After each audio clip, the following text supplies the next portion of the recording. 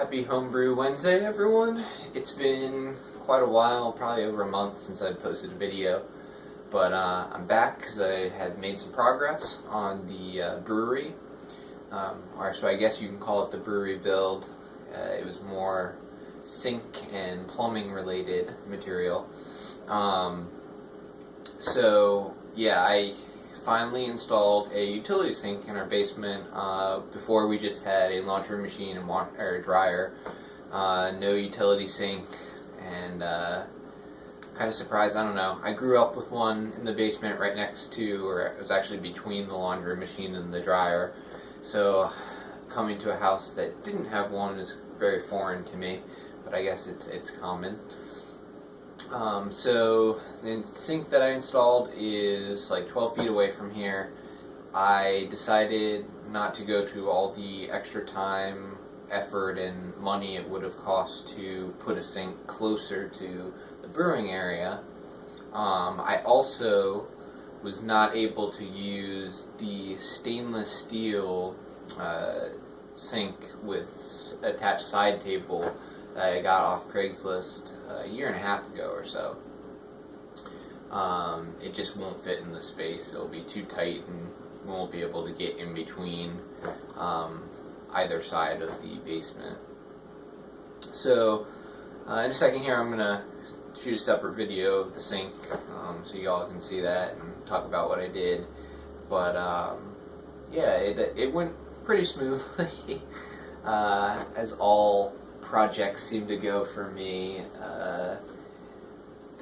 You run into issues you didn't expect, and it takes way longer than you expect. And I was kind of, I kept putting off this project because it's not something I've done a whole lot in the past. I soldered a little bit for my wort chiller, so I had some experience with that, but I'd never done any drainage, waste, vent plumbing, which is actually really simple. As I always do, over-research, figured it all out, and made that happen.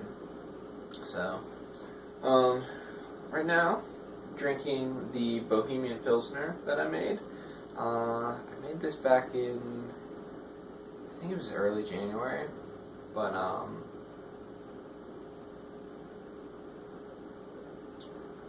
it's a really nice beer.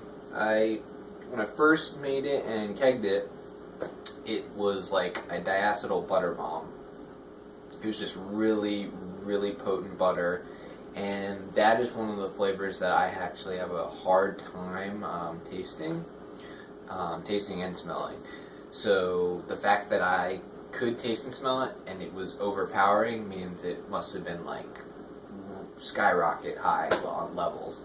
So I was a little worried because I had done a diacetyl rest. I'd done a version of the quick lager method, and I had, ramped the temperature up a few degrees every couple days, and by the 2-week point it was in the mid-60s, and I got lazy and I kind of left it there for a while.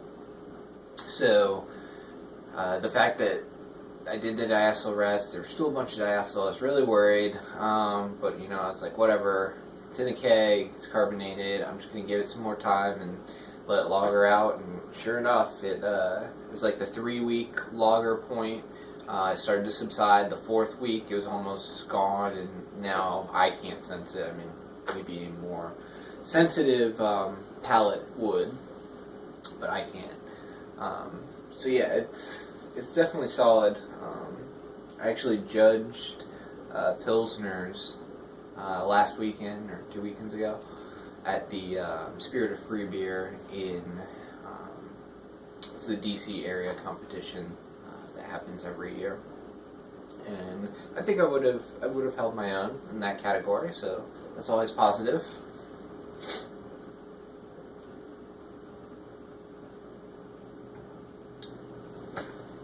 See, so talked about the beer, talked about the sink. What else is going on? Last thing for the brewery was to set up a venting situation. So I went on and ordered my squirrel cage 6-inch fan, and I bought one of those variable speed controllers, which I know a lot of people say, I got the controller, I never use it. I need it on full blast anyways, but this fan is 530 cubic feet per minute, and that seems like a lot of air that's moving through, and the duct work will be very short because I'm either going to go out this wall or this wall. So I know that it's going to be pulling the full amount of air, and so I'm going to probably want to be able to dial it down, especially if I'm doing like a 3-gallon batch or something where it shouldn't be as vigorous. But yeah, I ordered all that from Amazon and select free shipping, and it took over a week to prepare the item for shipping, which is kind of frustrating because in the past I've ordered, and you do free shipping and they get out to you the next day. Okay, yeah, maybe it takes 4 days in shipping, but the packaging and shipment began and completed a lot quicker. So definitely disappointing that it took over a week for it to even ship out. But I guess I won't be doing that this weekend like I had planned.